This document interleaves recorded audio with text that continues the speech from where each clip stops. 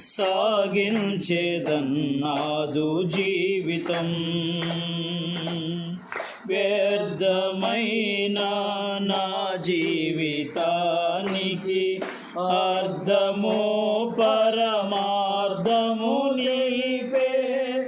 వ్యర్థమైన నా జీవితానికి అర్థము పరమార్థము తెలిపే.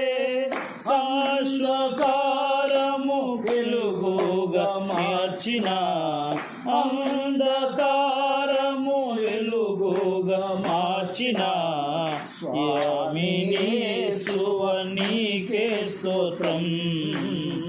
స్వామి సూర్యుడ నీకే స్తోత్రం. సాక్షిగా యేసయ్య సాక్షిగా సాగించేదన్నాదు జీవితం.